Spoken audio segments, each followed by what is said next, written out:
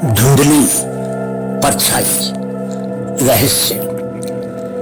राजा शर्मा जी कभी कभी सामान्य कहानियों की दुनिया से बाहर आकर कुछ ऐसा लिख देते हैं जिसको समझने में पाठकों या श्रोताओं को कुछ ज्यादा ही परिश्रम करना पड़ता है।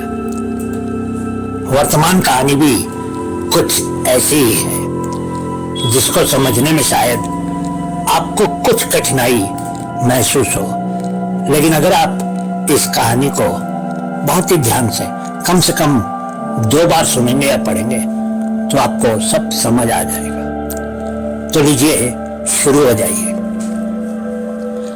चांदनी रात में सन्नाटे के बीच वह चलते चलते रुक गया।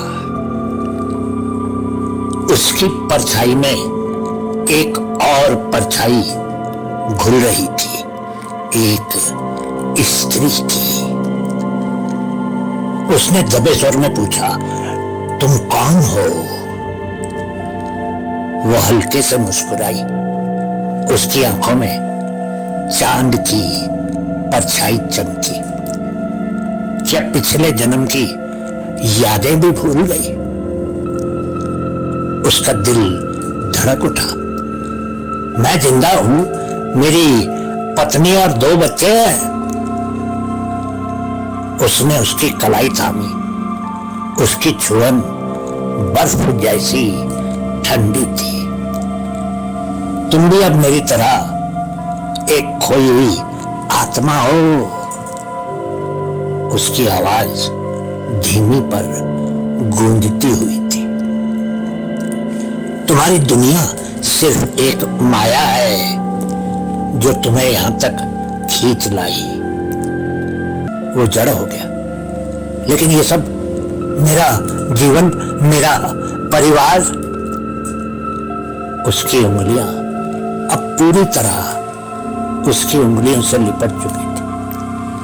हमारे अधूरे वादे ने तुम्हें यहां पहुंचाया है।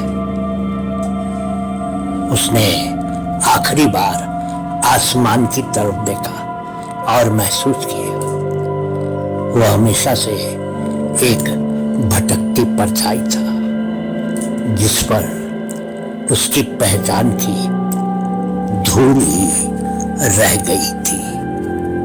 बहुत बहुत शुक्रिया दोस्तों। अजीब सी लगी होगी कहानी, लेकिन अगर ध्यान से एक बार फिर सुनेंगे तो बहुत ही गंभीर और उच्च कोटि की कहानी है ये।